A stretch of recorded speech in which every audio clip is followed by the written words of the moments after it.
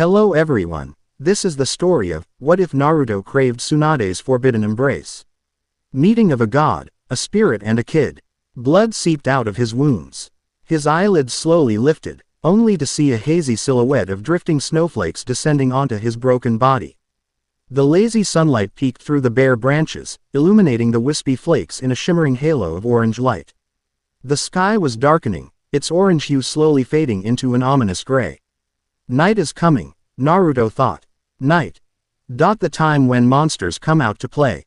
He shivered, causing a spasm of pain that wrecked through his body.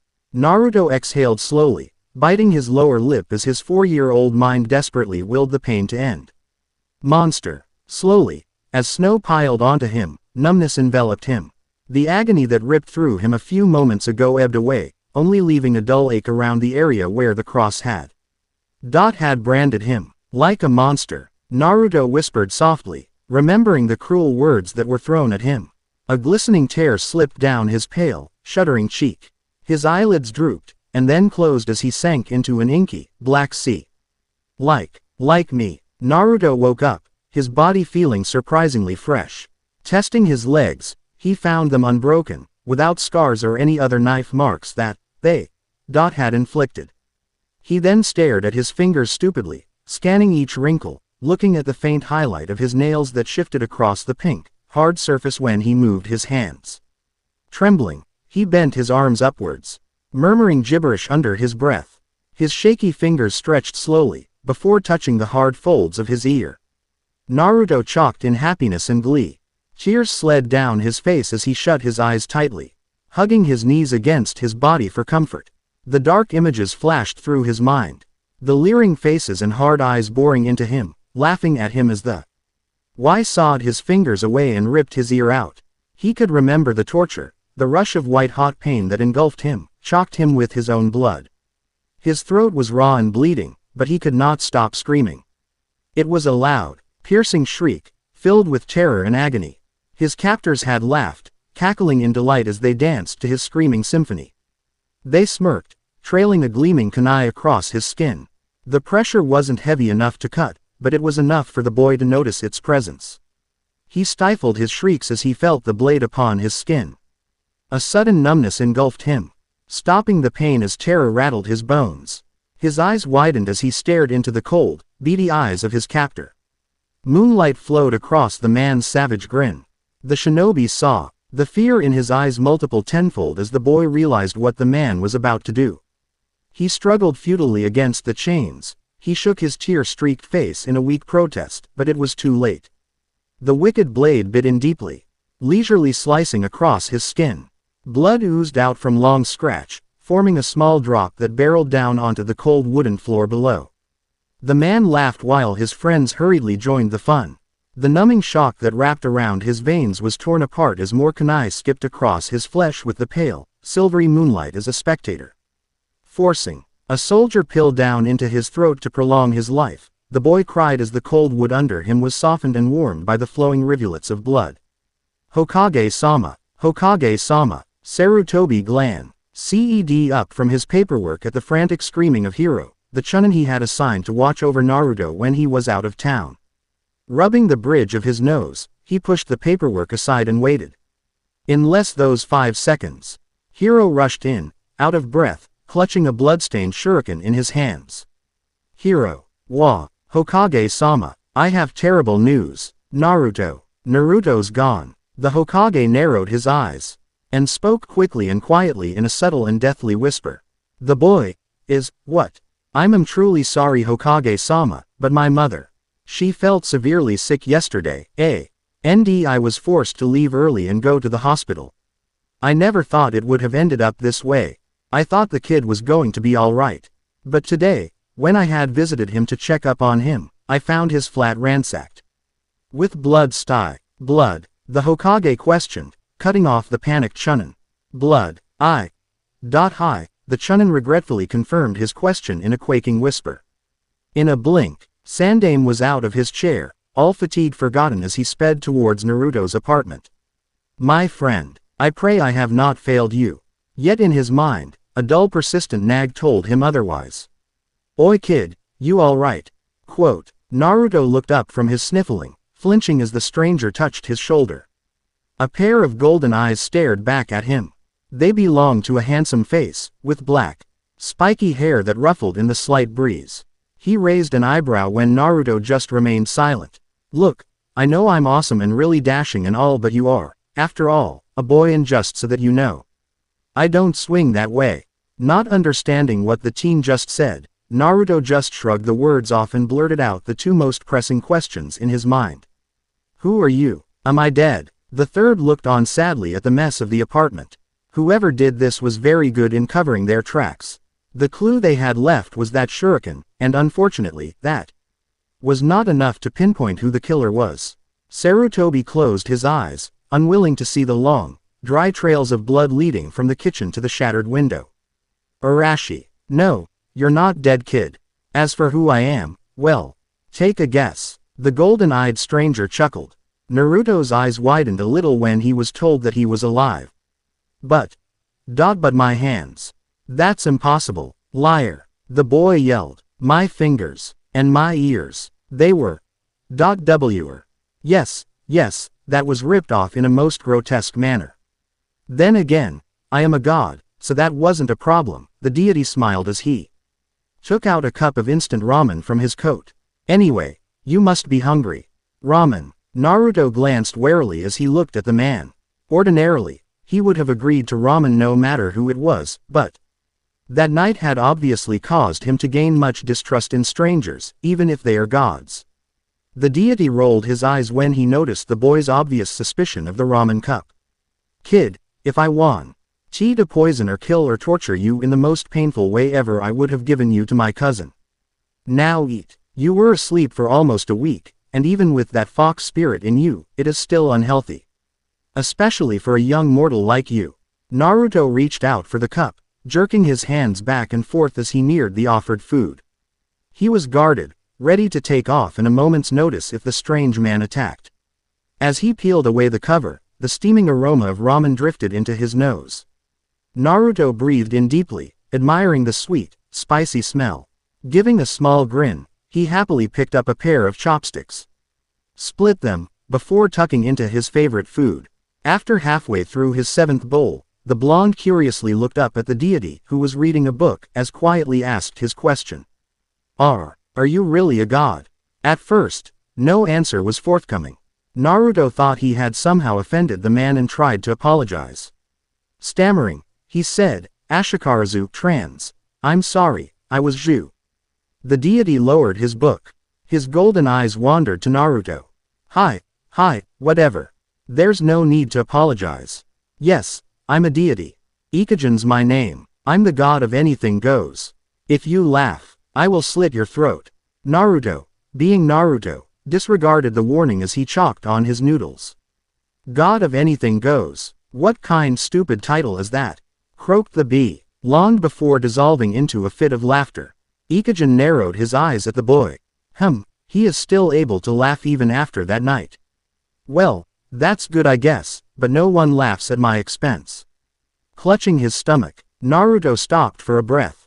Opening his eyes, he met a furious pair of golden orbs. A low whisper drifted to his ears. Unless you want blood gushing out of your throat, stop laughing.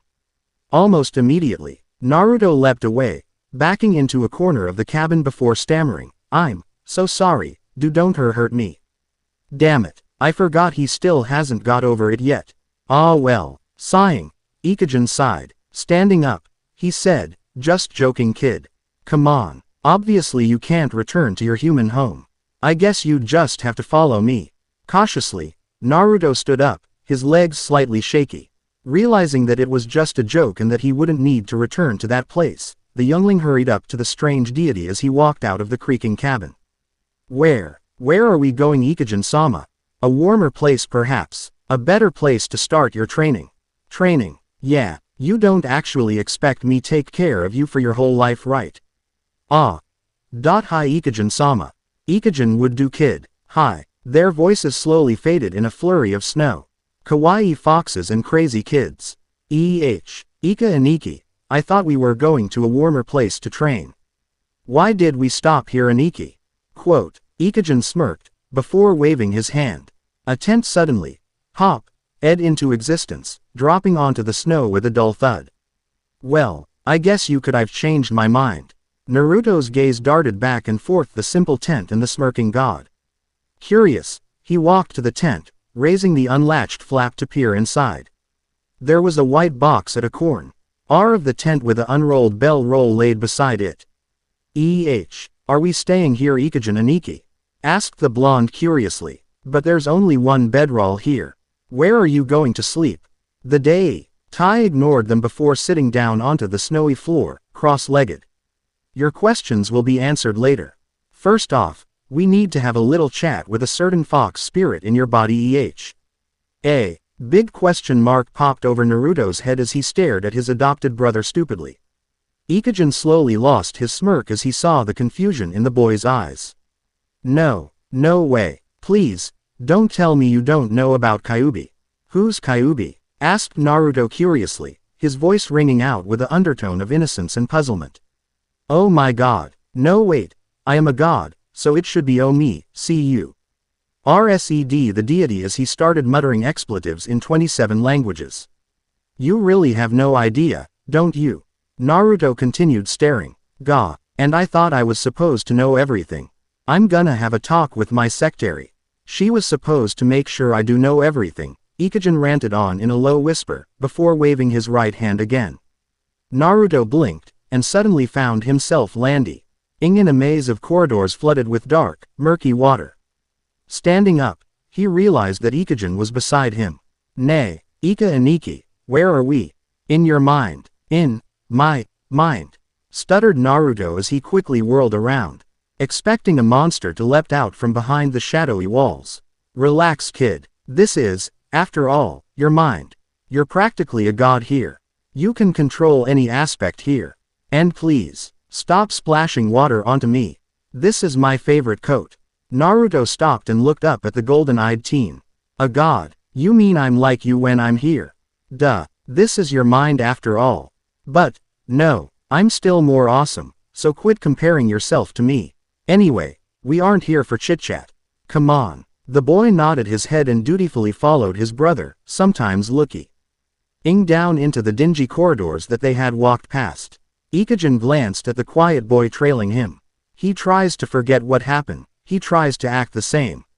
They rounded a bend, before coming to a massive iron gate that loomed over them ominously. Let's hope the Baka Fox can help him overcome those fears. So, Naruto, have you heard of a certain attack on your village about 4 years ago? The boy scrunched his face up in thought. I think so. Some fox attacked the us, right? Suddenly, comprehension dawned onto his face. That was Kyuubi, wasn't it? Kyuubi's the fox that attacked us. Ah, he still regards himself as part of the village. Perhaps there is hope. Ikujin smirked as he looked at the blonde. Not as stupid as you look. Thank goodness. Oi, I'm not Stu. Yeah, whatever, said the deity dismissively. Anyway, as you have so cleverly deduced, Kyuubi was the fox that nearly destroyed Konoha. The popular myth that is passed down to your generation is that your 4th Hokage destroyed it. Wouldn't they have liked that? Anyway, the truth is that no matter what, Hokages are but mortal. Killing a spirit, especially a 9-tailed fox, is not possible. Of course, I have to give the guy credit. He decided to seal it in a baby. Turning down to see Naruto listening attentively, Ikujin finished his tale. That baby's you, and the gate you see over there. There's where Kyuubi lives. Naruto blinked, his mouth unmoving. The deity, raising an eyebrow, waited. After a minute, he took out a soft drink can from his inner coat pocket, popped it open and started drinking. Naruto blinked. Draining the can's contents, the god started tapping his right foot. The loud, rhythmical splash of water echoed of the grayish walls. Well, Naruto blinked again. Ikujin slapped his palm against his forehead. Okay, never mind. I guess it does come as quite a shock that you have a demon in you, mumbled the deity as he scratched the back of his head. Shit, I hope I haven't just scared him till he goes into permanent shock. I guess 4 years old is a little too early to be telling him this. So, yeah, let's see Kyuubi, shall we? said Ikijin hurriedly as he turned to face the menacing bars. Throwing his can at them, he yelled, "Oh, Baka Fox." A large red eye winked into existence. It was a deep, churning crimson, like a sea of blood swirling down a slit-like abyss. "Who dares call upon me? Who dares call UPO?" Then the eye narrowed slightly as it surveyed the two beings before it. "Wait, Ikijin, you've come to free me." The happy bark shook the empty hallways.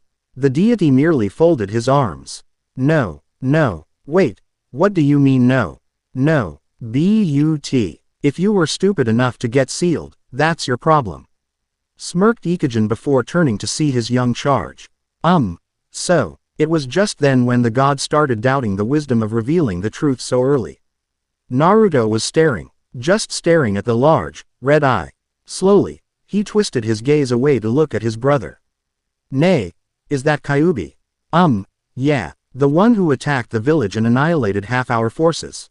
Yes, stated the deity slowly. Shit, please kid don't faint on me." Naruto scrunched his face up again, before suddenly bursting into a wide grin. "Kawaii." Ikijin blinked. Kyuubi blinked. Ikijin blinked again. Kyuubi blinked again. Naruto was rambling. "Wow, I never thought the fox could be this cool and cute. Can I hug it? Aniki, can I?" Bai snarled angrily as he rammed the bars. "Cute kid, I'll beeping show you cute, you stupid brat." Ikijin had his face in his hands, mumbling softly. "Of all the children I could have walked on, I walked on an insane one. Oh god, what did I do to deserve this?" Then, taking a deep breath, he relaxed a little. Relax. Maybe he's kidding. Maybe the kid's just covering up his fear with false joy. Yeah, that's it. He, deep down, is afraid. The deity looked up, only to see Naruto squealing cheerfully, like a girl, his eyes closed in happy slits, while Kyuubi bit at the iron bars, slamming his claws against the barrier. Oh my god, OME, and thus started a strange relationship of bickering, quarreling and annoying between a kawaii fox spirit, a weirdo kid and a egoistical god. Mad training and lazy gods. Naruto growled as he crashed onto the shifting sands of Wind Country. A year had already passed since that day. Grunted Naruto as he inched deeper into the comforting shade. It had been almost a month since he was dumped into the dry wasteland by his brother. Great brother he is, huffed Naruto as he started meditating to fight off the great thirst he was feeling. He could still remember what happened in his first training in Fire Country. Naruto found himself back in the chilling snow. Ikijin just sat down on the snow and looked at him for a while before speaking up. "Okay, I've decided to start your training here." Naruto became slightly excited as he asked, "What are we going to do, Aniki?" The deity merely closed his eyes. Suddenly, the length of snow between Naruto and his mentor stretched and lengthened. The ground shuddered, cracks spreading through the dirt like the many tendrils of a spider web. Naruto gulped as he took a step back. Suddenly, water bubbled up from the cracks. The fragments of dirt drifted slightly away from each other, before the dark blue liquid engulfed them, forming a long strip of still, calm water that separated Naruto and Ikijin. "Yo kid," yelled Ikijin from the other side. "You have to walk on the water to my side. That's your training, twerp. Walk on water. Are you insane?" The deity rolled his eyes. "No you idiot, use your chakra." "Chakra?" Ikijin narrowed his eyes. "You do know what chakra is, right? Some sort of energy thingy that we have." Relieved that the blonde wasn't a complete moron, the god replied, "Yeah. Now, you have to force your chakra through your feet in the right amount so that it lessens your weight till it cannot break through the water surface." Okay, Naruto mumbled as he scratched his head. As he was about to step on the water, Ikijin shouted again. "Oi! Not yet, I haven't laid down the conditions of this exercise." Suddenly, Naruto felt his body stiffened and sink slightly into the soft snow. "First off, I made your body something akin to metal. It is now harder to move as your body's heavier and your joints are more difficult to bend. This is to train your stamina and chakra capacity. Secondly, for every time you plunge into the water, your body becomes even heavier and harder to move. Don't worry, you won't Drown because after 5 seconds in the water you get teleported back to where to started from, but this should be a nice incentive for you to not drop into the water too many times. Lastly, alarg, blizzard's gonna hit this place tomorrow. If you hit here before it hits, I'll give you shelter. If not, you'll have to force chakra around your body to keep the cold out. Naruto gaped. Hey, that's impossible to do. Ikijin just took out his book. Ask the Baka Fox in you for help. But, it's still impos. Ramen. When you make it over here, I'll reward you with 100 cups of ramen. Ugh. Too hot to meditate, muttered Naruto as he thought about his first training. Leaning back onto the dry bushes, he still remembered how he, after 3 days, finally crossed over the river. He was frozen stiff and starving while the weight metal thingy he had on him had already multiplied by about 100 times. Of course, before he could strangle Ikijin for putting him through that icy hell, the god shoved him into the tent, where 100 cups of steaming ramen greeted his chilled soul.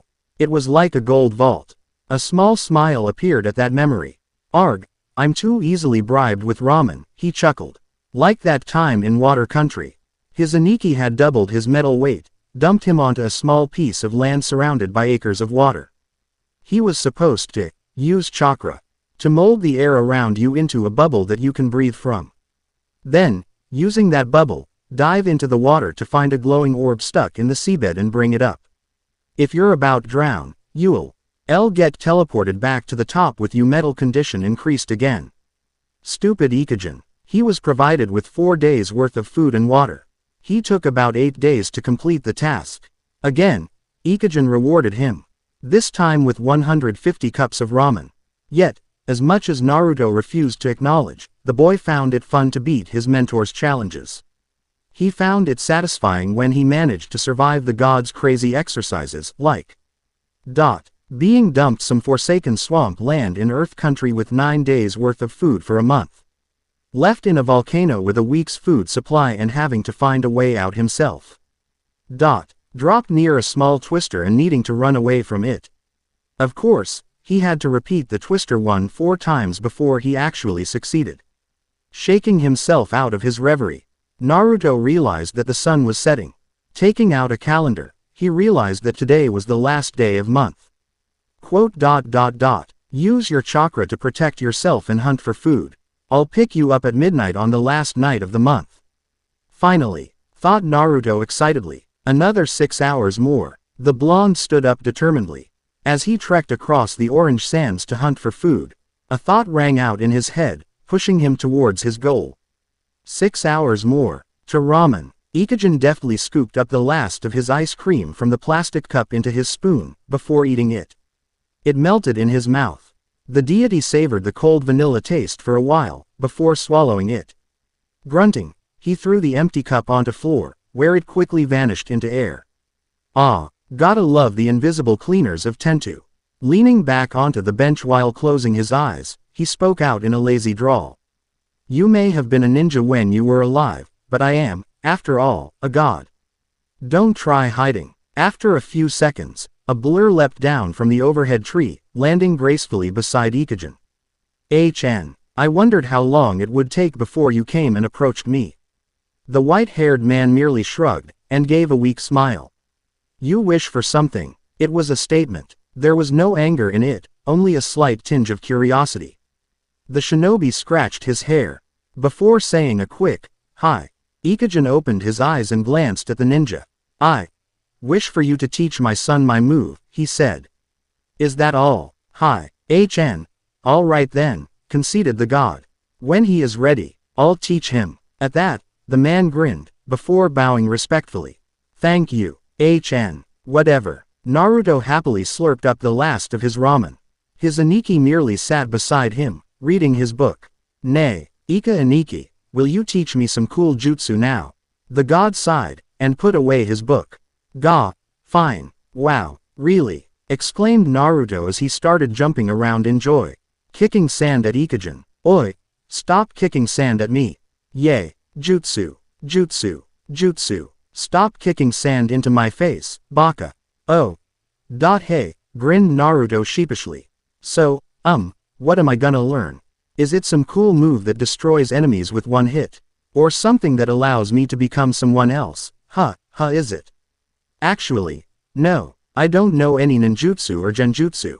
Naruto blinked. After a full minute, a loud cry could be heard across the whole of Wind Country. You what? Calm down and let me explain, damn it. Anyway, as I was saying, I don't know any because both of them require seals. Of course, due to my awesomeness as a god, I don't need seals to do jutsu. I'm too awesome for that, shrugged Ikujin. Stop stroking your ego. The deity rolled his eyes. Anyway, instead of teaching you stupid jutsu which any mortal can do, I'm gonna teach you some chakra techniques. Chakra techniques. Nodding his head, Ikujin continued. Watch carefully. He held his right hand out. Now, know that you can force chakra out of body. The only reason you use seals is to use that chakra to create a certain effect. But, chakra at its raw, unaltered form is powerful in its own right. With the correct techniques, you can mold your raw chakra into a certain shape. The technique I'm showing you will be one of them. First, you concentrate on releasing chakra from the chakra holes in your forearm and your hand, like this. A blue, wild energy seeped out the deity's hand. It was a furious maelstrom, snapping angrily at everything around it as it whirled around the god's hand. Control the energy. Tame it. Calm it. I'm not telling you how, because it's different for everyone. After you do that, it should become something like this. The raging swirl of chakra subsided, leaving a smaller coat of shimmering blue blaze around the hand. It glimmered, its tendrils leaping up in a hypnotizing dance. It looks like fire Beck. That's the easiest element to manifest as. Naruto just nodded as he stared at the pretty flame.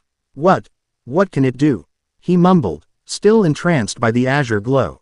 Flick me a stone. Shaking himself out of his fascination, Naruto quickly picked up a stone from the sandy floor, and threw it at his Aniki. Ikujin grabbed the stone. The projectile exploded into a scattering storm of fine particles and dust. Shaking his hand, the remains of the stone tumbled out, most of it swept away in the desert wind.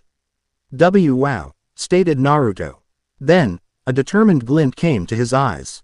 I bet I'll master this within a week. Rolling his eyes, Ikujin humored the boy. Right, I'm sure you will.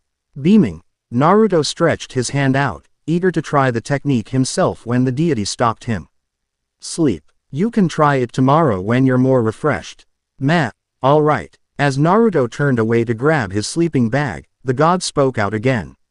Hey kid, I know you're disappointed that I can't teach you any jutsu, right?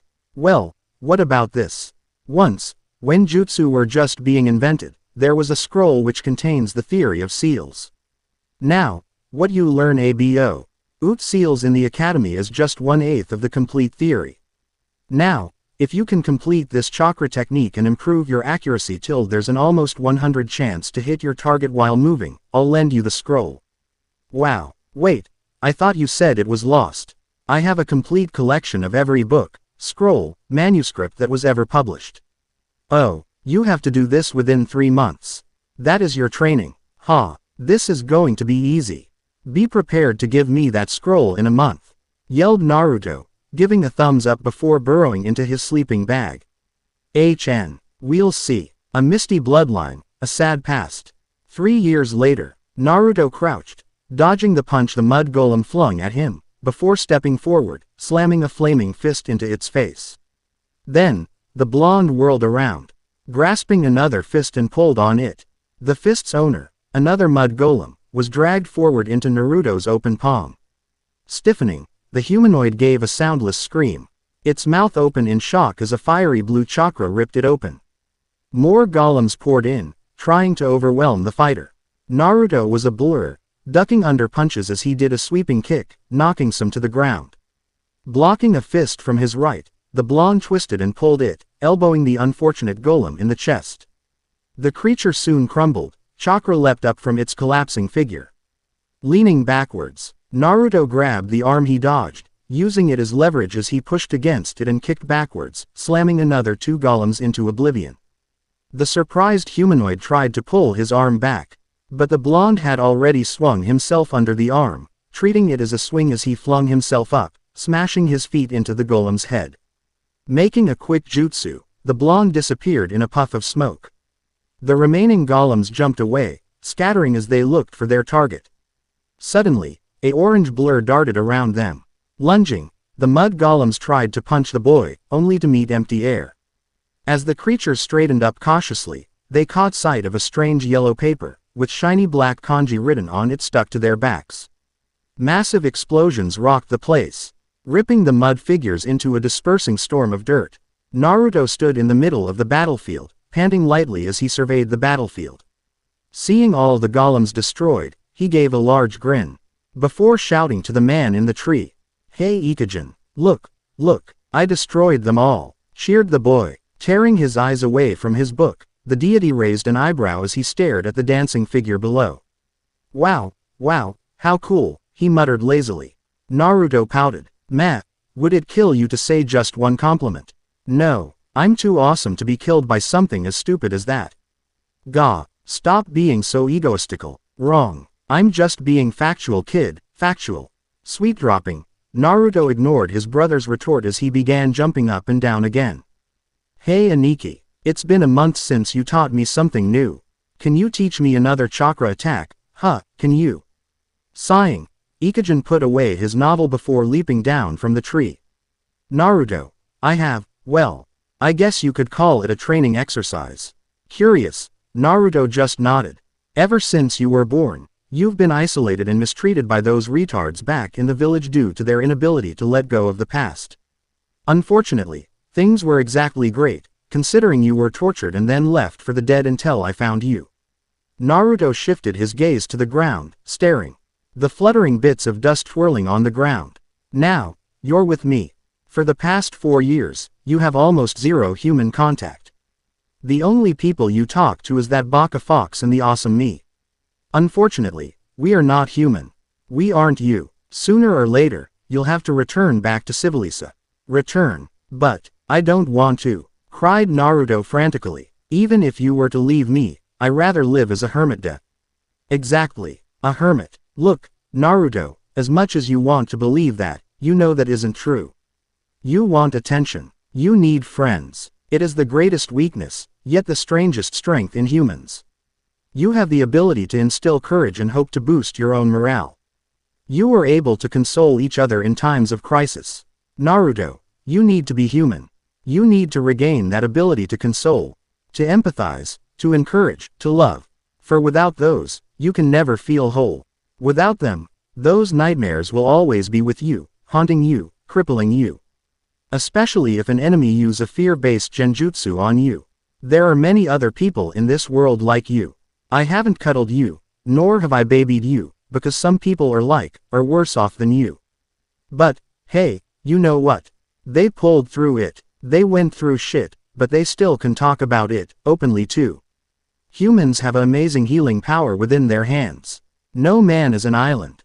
You have to bridge those waters someday, Naruto. By familiarizing yourself with your world would do you good." Naruto looked down, blinking away his tears rapidly as the deity heartfelt speech ended. Aye, he chalked, trying to find a feeble protest against the exercise. "Look, you don't have to return to Konoha. Anywhere would be suitable, as all as you expose yourself to human contact." "What if I don't? How would you know?" grunted Naruto in a raspy voice. "I'm a god, you moron, of course I'll know. And well, if you don't, I'm not forcing you. Just don't expect to see me again. If you can't get the idea that not everyone hates you on sight, or that not every dark corner you see has lurking ninjas waiting to pounce on you, you're not good enough to be my brother." The blonde remained silent. Taking the silence as a grudging consent, the deity continued. "Questions. What would I do for money? Remember our last card game? You nearly beat me. I have no idea why, but my sister seems to favor you. You're a natural gambler, kid. Use that talent wisely," said Ikijin, smirking, before shoving 10,000 yen into the blonde's hands. "Good luck, foxy boy," he cheerily waved, before disappearing from sight. "Gah, stupid Aniki," murmured Naruto under his breath as he took out a map. The nearest town is a small village in Wave Country. I guess I'll go there." Despite his protests, Naruto smiled. Perhaps this village won't hate me like the citizens of the Leaf. Slurping his last bowl of ramen, Naruto happily placed the bowl on top of 7 other bowls. Before pulling out some money to settle the fee, jumping off the stool, the blonde, after politely thanking the chef for the great food, walked out into the village. The food was good. Where should I go now? Looking around, the boy saw a small clothier at the corner.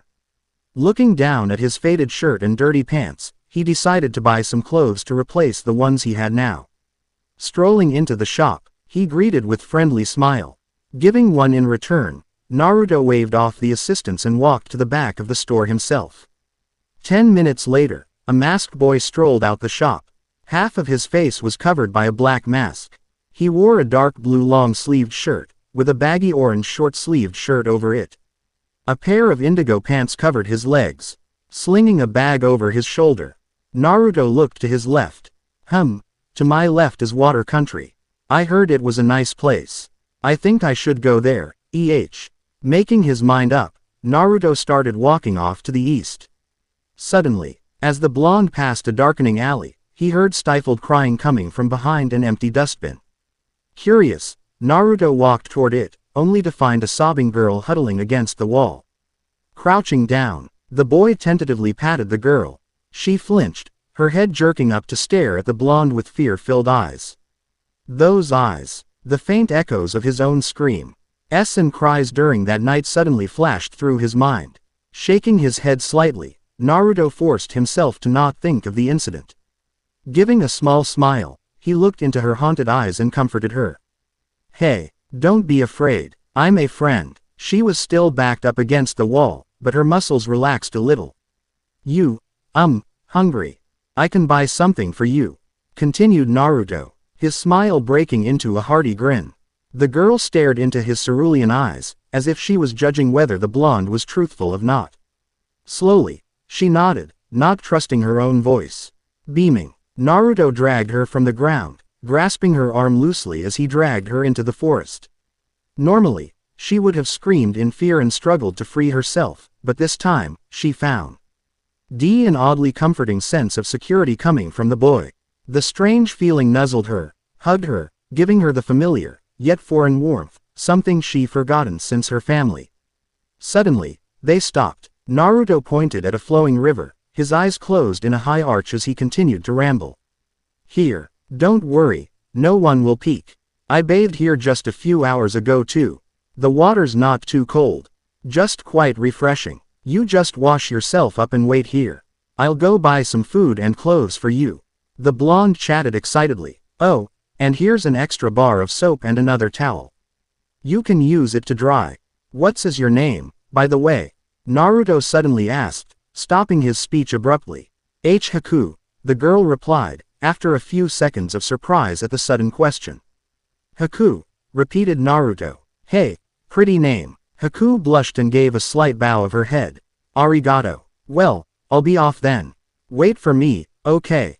Hi, said Haku, but the strange boy was already gone. The corners of her lips perked up a little as she picked up the bar of soap lying on the white towel. Waiting for his 2 ramen to be cooked and packed, Naruto thought back to the girl. Those eyes. That's your reason for helping her. Kawaiibi. It's Kyuubi Yubaka, not Kawaiibi or Kawaii Fox. I thought you were supposed to be sleeping and not talking to me. I woke up, happy. Naruto smirked, before the chef packed up 2 bowls of ramen and put them into a bag before passing it to him. Paying, the boy then picked up the bag and starting walking back to the river. I guess she is like you. Naruto kept silent. Fine, ignore me. Naruto felt the fox shifting away, falling back to sleep. That was a strange conversation. Haku wrapped herself up in the fluffy towel while watching the reddish rays of the setting sun dancing across the shimmer river. The yellow clouds drifted lazily in the orange sky. Those blue eyes, so much cheeriness. Yet, Haku touched her cheek, caressing it gently as she felt the faint memory of her father's blood trickling down her face. The girl shut her eyes, remembering the fear in his eyes as her mirrors burst out of the ground, circling her father in a dizzy formation. Haku remembered the blind terror flashing through his onyx orbs, right before 1,000 water needles buried themselves within his neck. That terror. Those eyes. So much like him. Suddenly, she heard someone bursting through the bushes. Whirling in fear while unconsciously clutching the towel closer together, she saw the same blue-eyed boy. Carrying 2 bags with a blindfold over his eyes.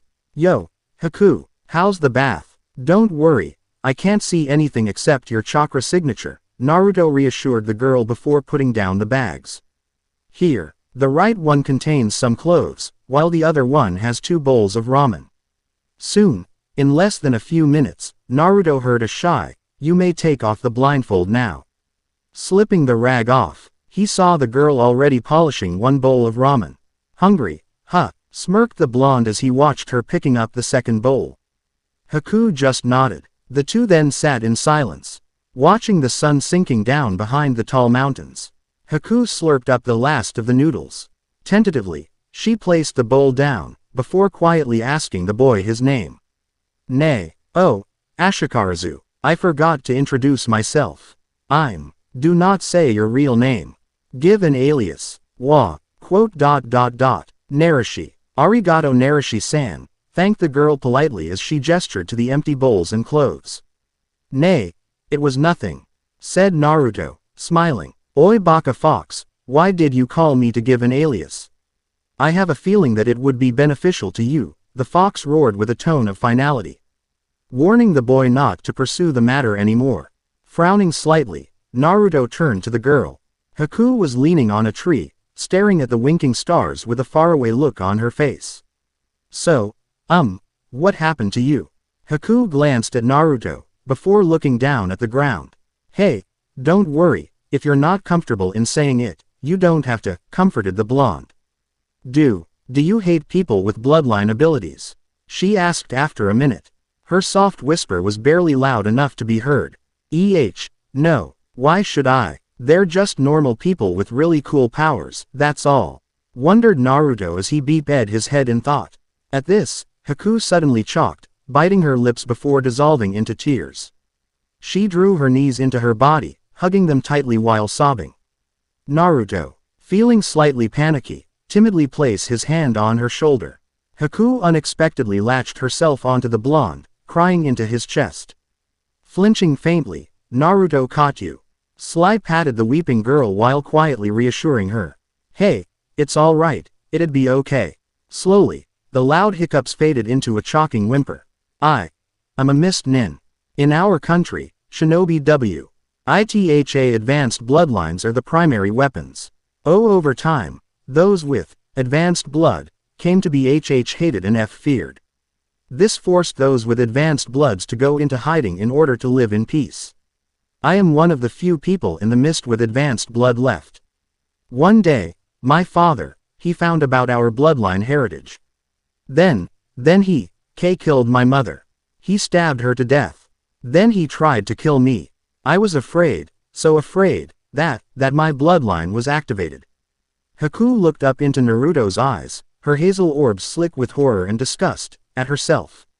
"I killed him. I killed my own father," she howled. "Then I ran until I had no strength, but I still ran. I only reached here yesterday.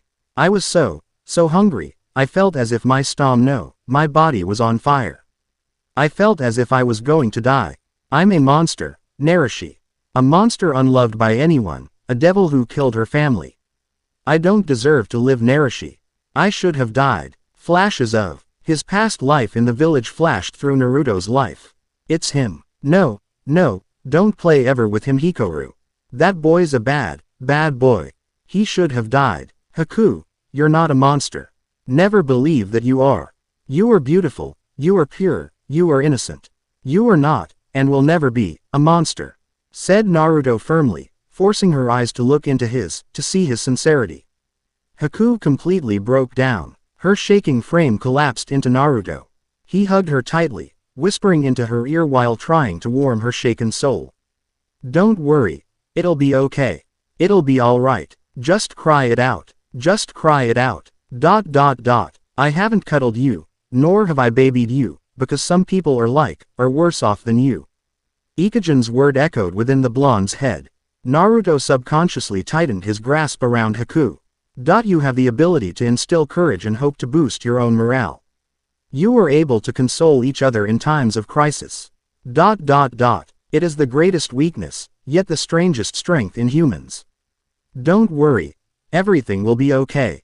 A slap to the face, shot in reality. Haku awoke to a orange mist curling around her feet. Shivering, she pulled the blankets closer to her. She huddled in the sleepy warmth of the woolly cloths, before noticing the blond boy sitting by the river, leaning back on his arms as he stared at the rising sun. The orange beams gently licked the boy's face, bathing in a surreal golden glow. His flaxen locks swayed in the chilly morning breeze while his loose shirt flapped with a multitude of slow ripples ruffling across.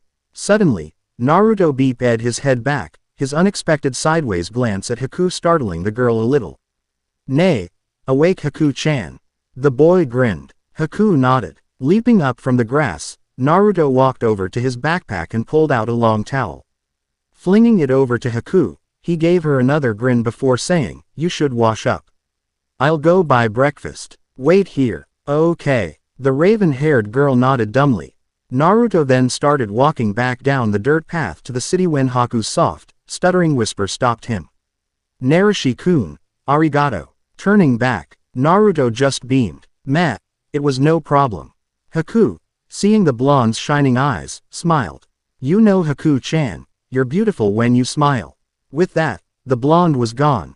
A slight rustle of leaves fading in the wind as he left a stunned Haku, with the towel swaying in her frozen fingers. After 15 minutes, Naruto returned with 7 bowls of steaming ramen. The two sat down and ate their share quietly. "Hey Haku-chan," said Naruto, finally a few moments of finishing his 6th and last bowl. You know how you said last night on how you wanted to be a medic nin? Quote. Haku glanced at her companion curiously. Her name is Tsunade. She's considered one of the greatest medical ninjas, able to heal almost any wound. She is one of the 3 senins of Konoha. Quote. Haku inwardly frowned at Naruto's stutter of Konoha, but did not dwell on it as the boy continued his little speech.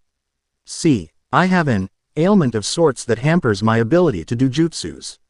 And my sensei doesn't wish to accept another ailment." What do you mean? I've never read about such a sickness before. I don't know how to say this. I just can't use standard jutsus, like Henjer Bunshin, trailed off Naruto.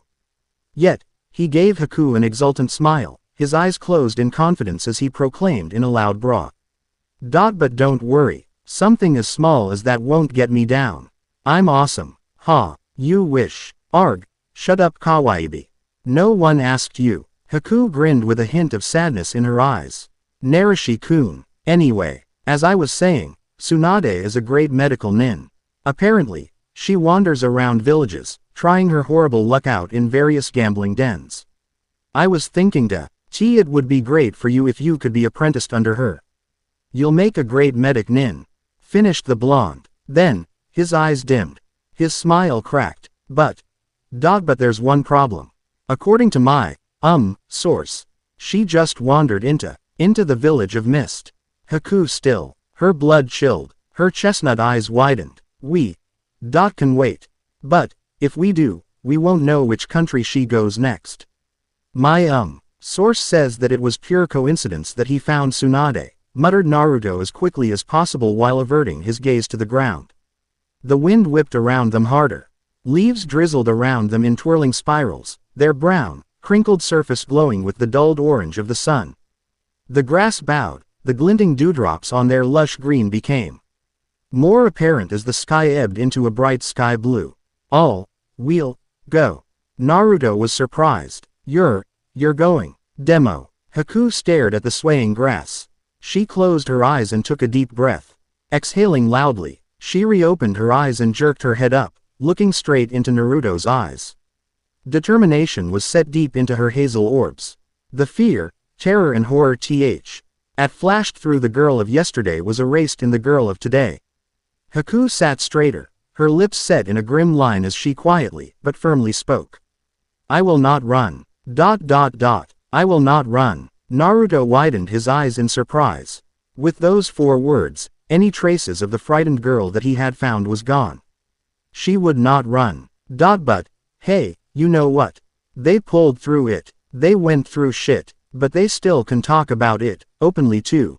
Naruto wanted to cry. He opened his mouth to protest against her decision, but no sound came out.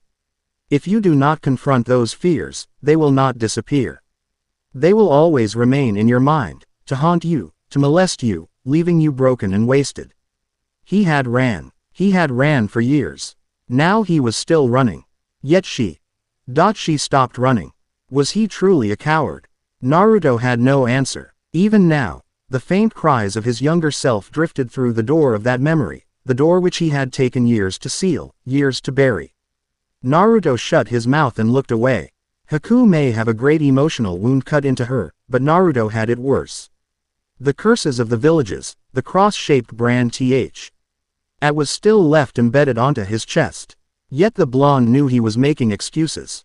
If you truly wish to go now, we shall leave. Hi. Naruto packed the blankets and towels back into his bag. Picking the backpack up and hoisting it onto his shoulders, the blonde gave a shaky smile to Haku, before setting off for Water Country, with Haku trailing behind him. Am I truly a coward? Blood of the mist, love in the lake. Naruto smiled sadly at the raven-haired girl as he looked at her peaceful form curled up in a mass of blankets. The moonlight bathed her porcelain skin in soft, accented strokes, highlighting her in an enchanting glow. The blonde leaned back against the dry bark of a tree, watching the clouds drifted aimlessly past the pale eye. They had been traveling for about 4 days. 3 days of them laughing cheerfully as Naruto taught Haku the basics of chakra. The girl had seemed to overcome the stigma in her past as she grinned widely while climbing trees. He marveled at how she seemed to shrug off the bloodied terrors that had haunted her so. Yet, he was horribly wrong. He had gone to find some food for them. After snaring several rabbits, he hurried back to the clearing, only to find the girl gone exploring. Naruto followed the girl's clear footprints, jumping from tree to tree before bursting out from a slightly parted bush to find Haku rooted in a spot. Haku-chan. The girl gave no response. She just stood there, her eyes wide open. The blonde followed her frozen gaze, only to see a house covered in dirt and leaves. The front door was smashed open. A strange putrid stench drifted from the desolate building, giving Naruto a sudden feeling of dread. Haku-chan, what's wrong? The girl screamed. The furious flapping of wings broke the evening peace as Haku started running. The blonde dropped the rabbits and gave chase, but not before his Kyuubi-enhanced sight saw it. A motionless body lay on the wooden floor. Blood was smeared over the decomposing man. No, blood was splashed everywhere, like a madman playing with red paint. His neck was gone, ripped to tattered pieces. The wooden floorboard around him was peppered with 1,000 holes, thin and minute, as if needles had pierced their surface. This was Haku's old home. Haku-chan. The girl ignored him, running blindly into the forest. The blonde frowned slightly, before adding more chakra onto his feet. Although the metal condition suit by Ikujin was still on him, Naruto easily caught up with Haku.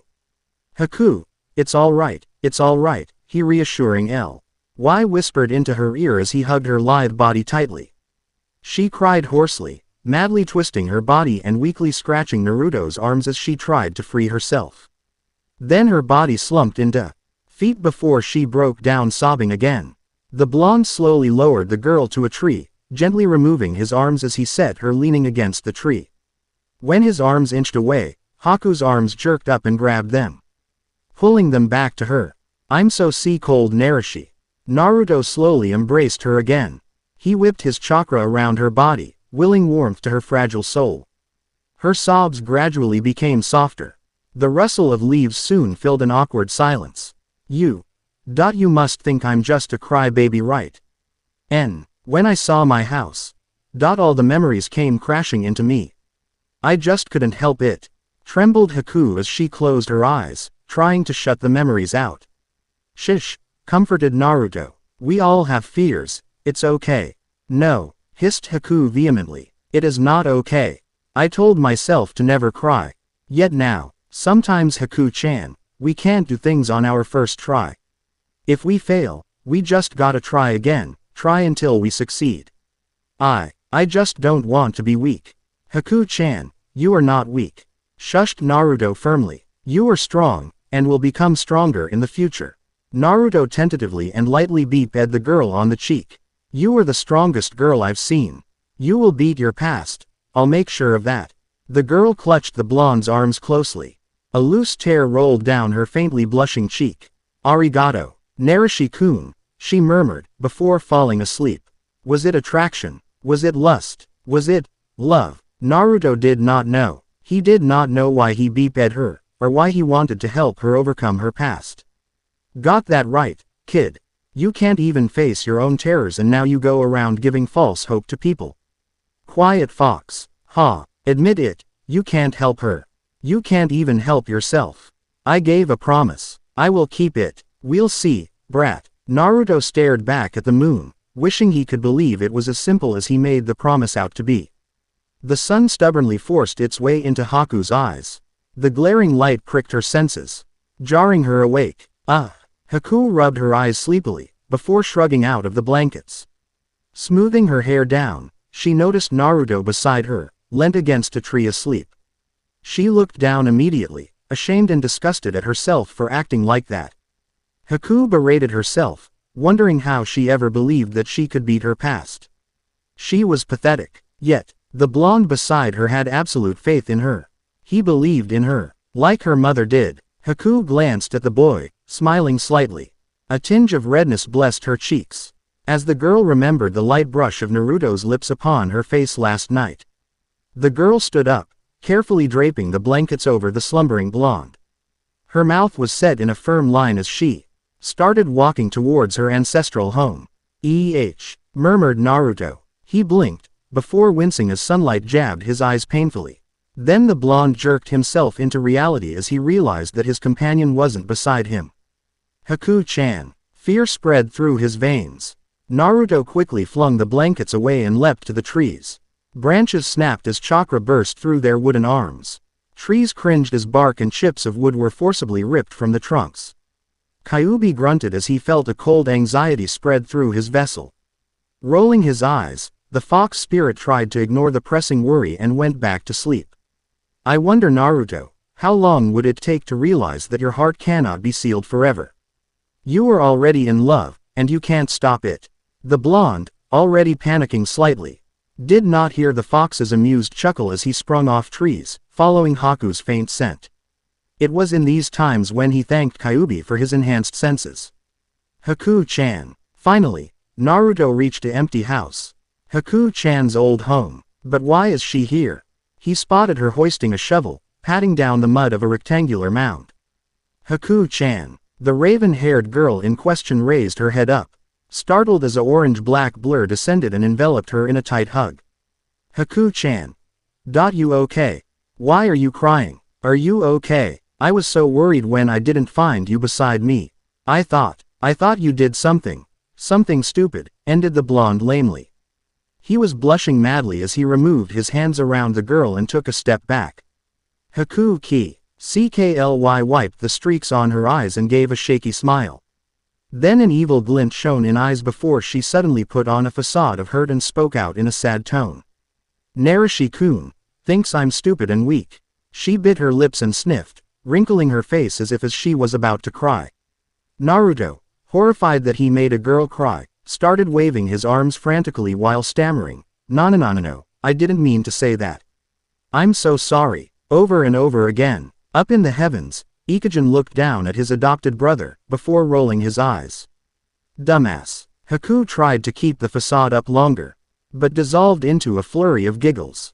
Doubling down, she laughed at Naruto's startled face. You look so cute when you panic like that. Snickered the hazel-eyed girl. Naruto narrowed his eyes and sighed. Ordinarily, he would have strangled anyone who dared trick him this way. But the sight of Haku laughing in such joy brought a smile to his face. Nay, Haku-chan, that was mean, pouted the blonde as he folded his arms across his chest. Gomen Narashi-kun, I just saw so you flustered. Haku trailed off, giggling again. Naruto stuck his tongue out at her, but inwardly smirked. She's healing. So, what were you doing? Haku quietened. Her gaze was averted to the two mounts beside her. The chirping of birds filled the air. I buried my parents. Naruto's eyes widened in surprise.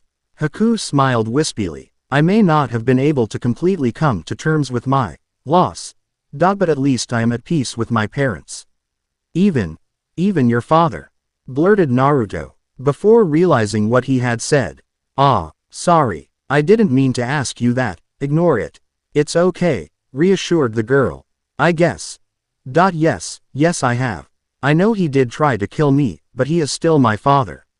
I may not forgive his actions, but I do understand them, to a certain extent. Fear is a dangerous emotion. The blonde was shocked, but struggled to not show it. So what are you going to do now? I'm gonna go back to the house and clean it for the last time. Then maybe I might take some of my family's jutsu scrolls to learn from. Cleaning. Want my help? Okay, Haku said. But, could you get some food first? Hey, okay Haku-chan, grinned Naruto. The blonde starting turning back, but still midway. Haku. Are you really okay? The girl lowered her head and closed her eyes. Just let me do this, okay? She whispered. I need to do this. Naruto, surprised at her hardiness and her determination, only nodded dumbly, and leapt away without another word. She is truly strong. Can I be that strong too? Luck in the springs, bets on a plate. The lights shimmered and glowed with a tingling excitement. Naruto grinned as he watched Haku spun round on her feet, laughing merrily in her chirpy voice. Apparently, the girl that'd been confined to her house for almost all her life. That's quite sad, thought Naruto.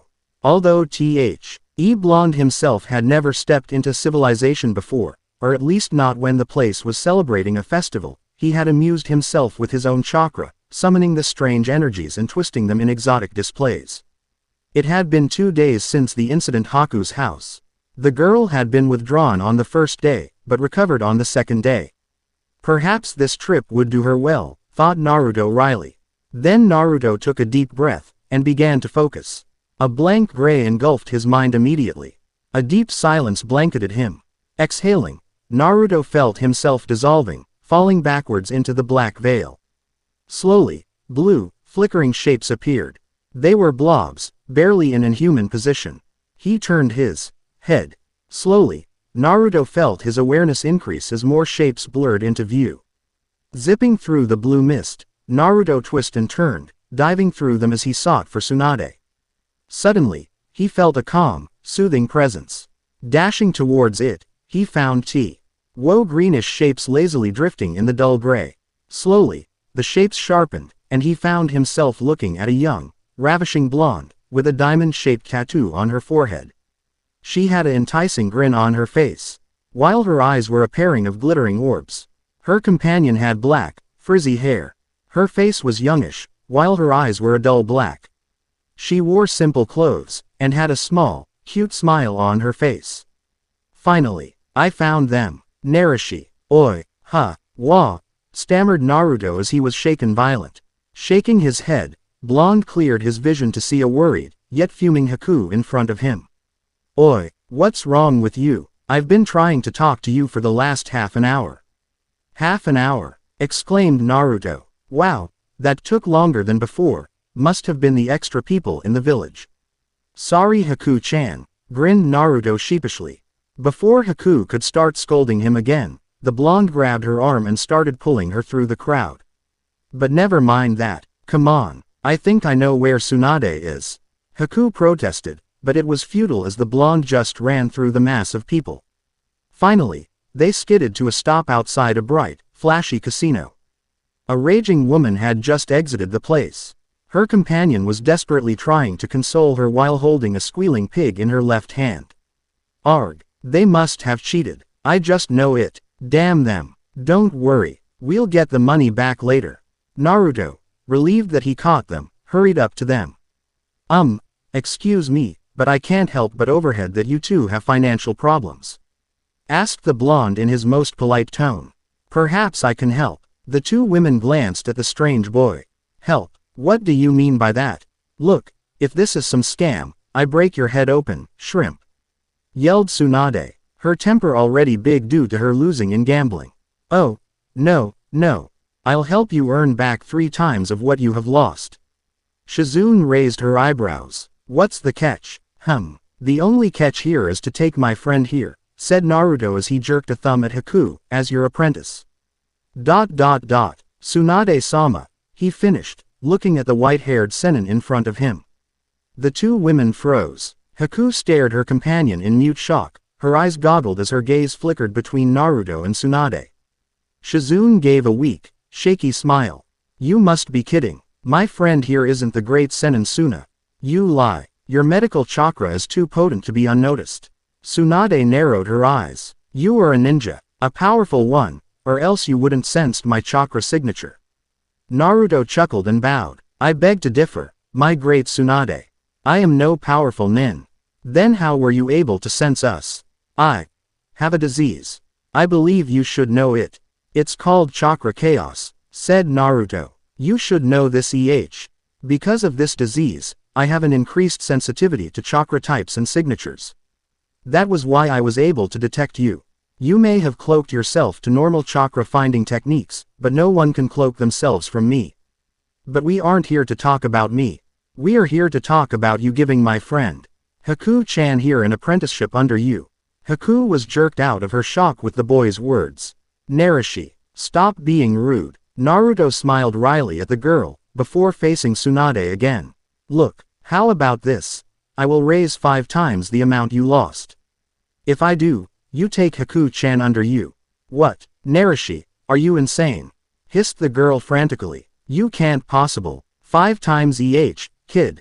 Interrupted Tsunade. Her right eyebrow was raised while her face had a disbelieving expression.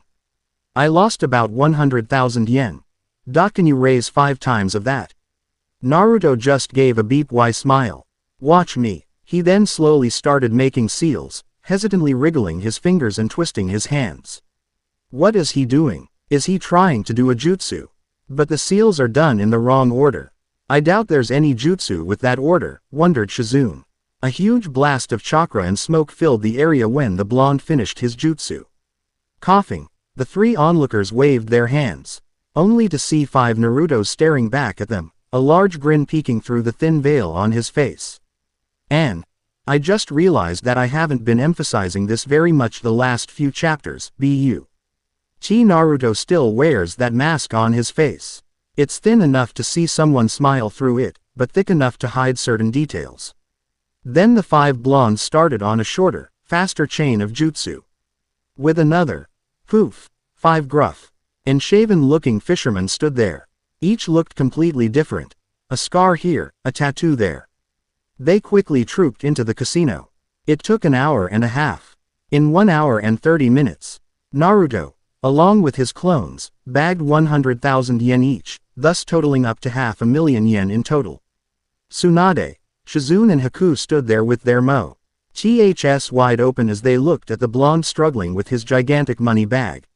What? Asked Naruto, wondering why they were so surprised. It's nothing. My Aniki told me that I'm a good gambler. Shizune, unable to comprehend the young boy in front of her was more of a gambling god, fainted. The blonde grinned at the sight of her falling face first into the ground, before asking Tsunade, so, will you take Haku-chan as your apprentice now? The Sennin could only dumbly nod. Great, why don't you revive your friend over there, and we could find a place to stay. They quickly found a moderately lavish inn at a corner of the town with some hot springs behind. Dumping the sack of money on the carpeted floor, Naruto watched happily as he saw Tsunade swearing Haku in as her apprentice. By the way, Narashi-san, why are you not trying to be Tsunade's apprentice? Asked Shizune, curious. The boy shrugged. I already have a teacher, was his firm, simple answer that ended that discussion quickly. Tsunade, raising an eyebrow at Naruto's reply, seemed to mentally wave it away, and brightly asked, so, anyone up for a soak in the springs before dinner? My treat. Hey. You girls go ahead. I'm a male after all. Can't have me ogling at you beautiful ladies, said Naruto in an lazy drawl, his eyes smiling with mirth. Shizune and Haku blushed furiously, but Tsunade just smirked. Beautiful, well, what if I told you I'm actually much older than I look? This appearance is but a complex genjutsu. True, but your soul is lovely and alluring in its unique way, like white angel above a raging sea," retorted Naruto playfully, his eyes closed in an happy arch, as he teased the older woman. A faint shade of pink tinged the pale-haired Sennin. "Charming boy you are, Narushi. Glad to be of service, my lady," replied Naruto, bowing deeply with a beep teasing smirk on his face.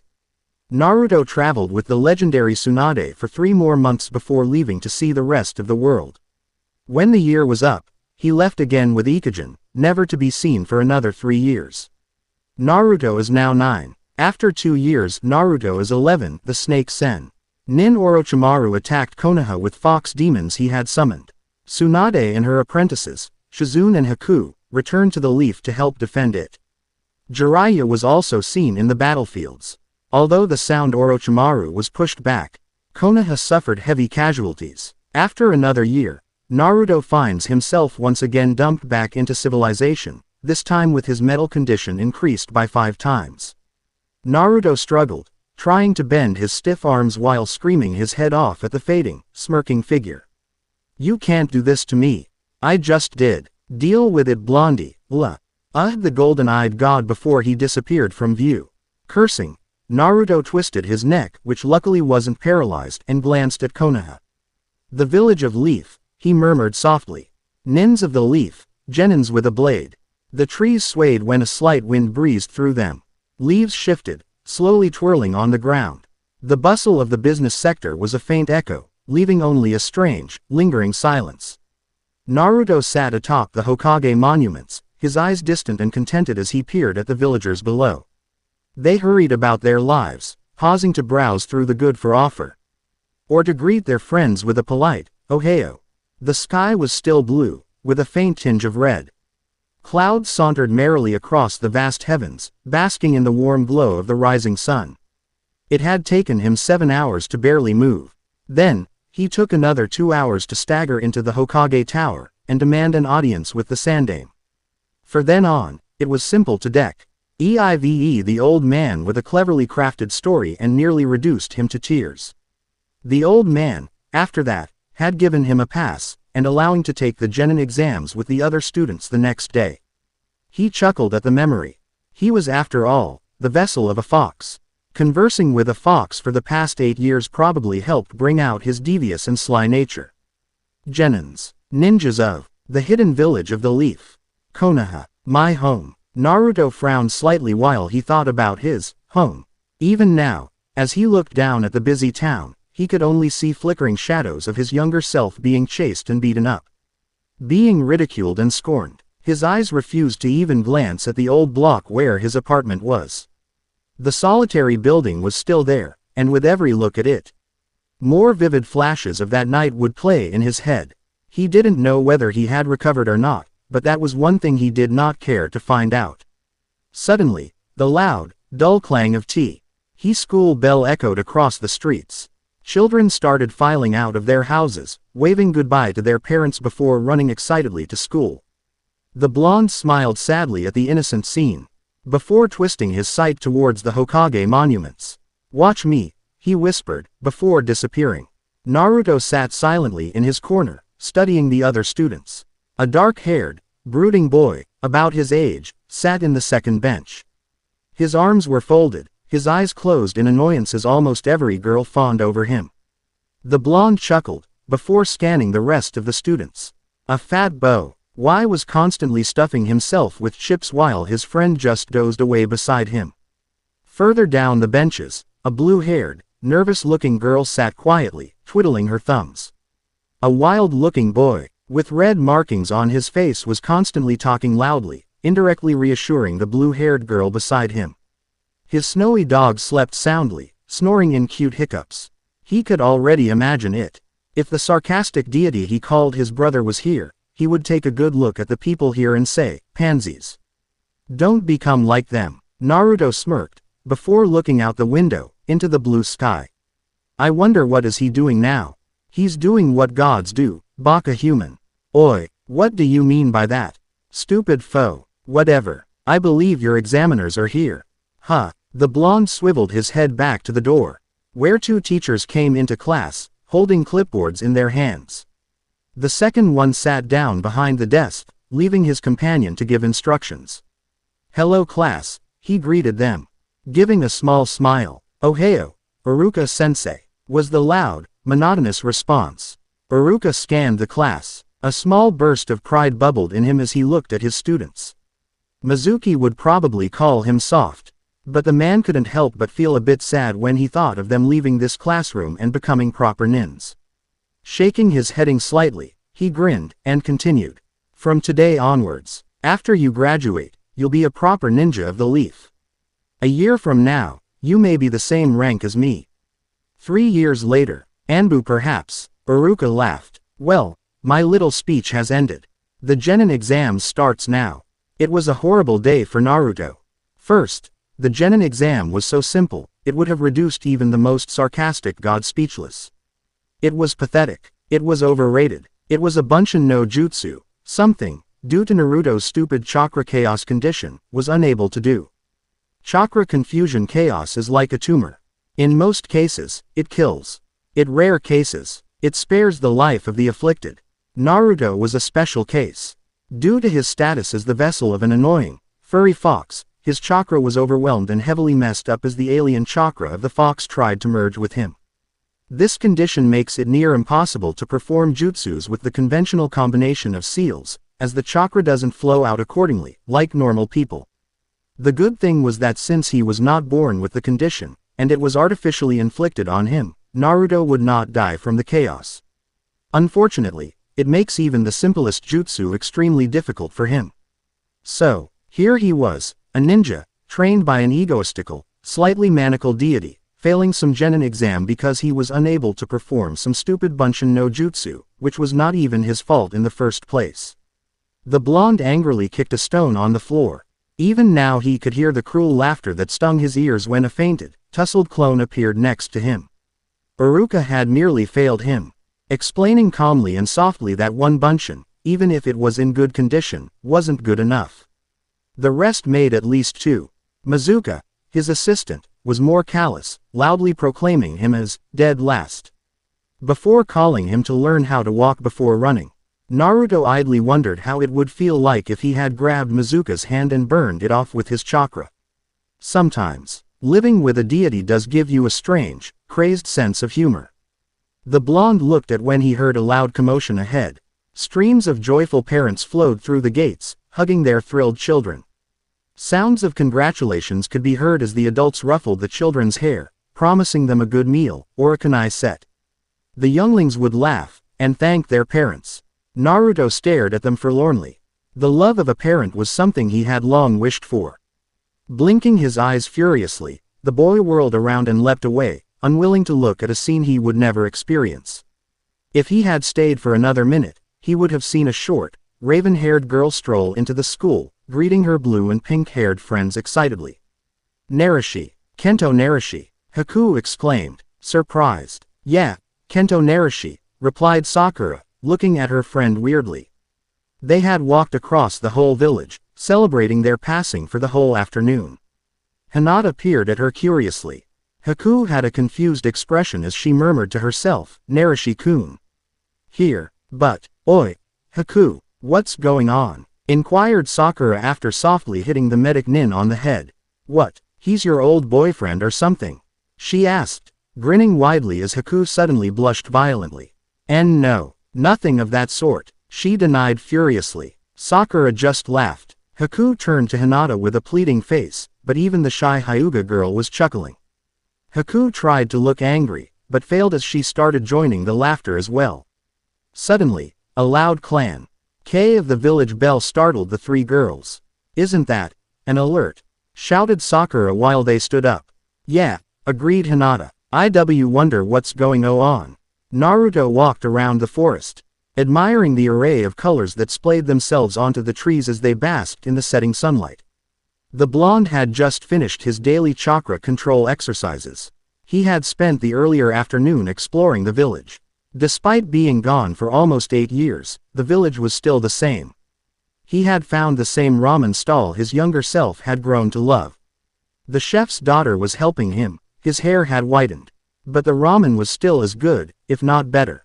Sighing in satisfaction as he thought of the 8 bowls of ramen he had for lunch, Naruto decided to cut short his sightseeing and return to the village for another good meal. Without warning, a man burst out of the side bushes. He was gasping erratically as he clutched the bleeding gash on his torso. The scar on the bridge of his nose was the only thing that clued the blonde in onto the stranger's identity. "Iruka-sensei," stuttered Naruto in surprise while he hurried to the injured man's side. "What the? Who did this?" "I did, shrimp. Whatcha gonna do? Hit me with a bunchin'," snickered a familiar nasal voice. The blonde spun around, only to see a leering Mazuka, with a bloodied blade in his hand. He narrowed his eyes. "You? Yeah, me. Why? Gonna beat me up?" cackled the assistant, before pointing the blade at the boy. "Come then, come get me. I won't even a sweat," Naruto smirked, balling his fists as he readied himself. Iruka grabbed his arm. "And no. Why you're no match for him." Naruto shrugged his weak hold off. "I doubt that he'll be much off a match." Mazuka snarled and he heard the insult being flung his way. "For that, I'm gonna cut off your lips, brat." Then the Chunin dashed forward, swinging his sword diagonally up, towards the left. Naruto leaned to his right, letting the blade narrowly slide over him. Enraged, Mazuka twisted his body in a circle. The sword twirled around him, lashing out at the blonde. The boy jumped back, before rolling behind the mad nin to avoid the second swipe. Mazuka, pushing the effects of dizziness to the back of his mind, stopped his spinning when he was facing Naruto and lunged forward, hoping to impale him. The boy simply sidestepped to his right, letting the shinobi pass him. "Ooh, cut off my lips Didn't your mother taught you not to tell lies?" He smirked, taunting the enraged ninja with his cheery tone. The Chunin's eyes saw red. Furious, he swung wildly, slashing empty air as Naruto ducked. The man thrust left, before whipping across to his right and sweeping downwards at the legs. Naruto twisted his shoulder back at the first thrust, bending backwards on the horizontal slash, before jumping up to avoid the last attack. Mazuka, undeterred, continued his offense. He whipped the blade upwards, kicking stray leaves up.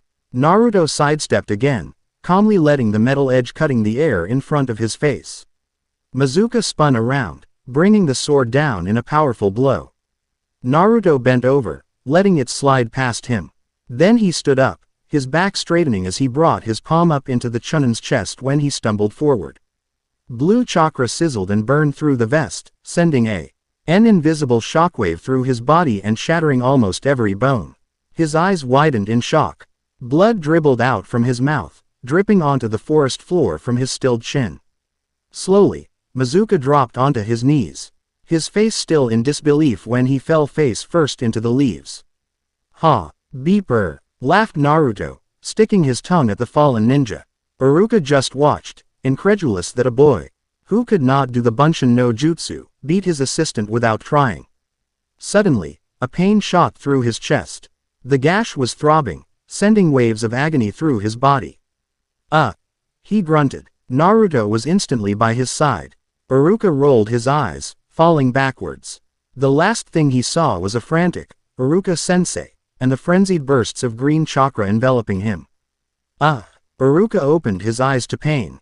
A cold fire burned his body, swarming over his chest. "Iruka-san," a female voice cheerfully chirped. "You're awake." The groaning Chunin rolled his head to the right, only to see a blonde doctor hovering over him as she took his vitals. "Tsunade-sama," the woman just nodded. Abruptly, someone on his left coughed. Turning, he saw the Hokage stroking his beard while giving him a polite smile. "Hokage-sama," he stammered, surprised that the old man would visit him. "What can I do for you?" A deep rumble filled the room as he laughed. "You defeated the traitor Mazuka. Recovered the forbidden scroll of seals. I am just here to see how our hero is recovering." "Mazuka?" Iruka inquired before the events of last night was registered.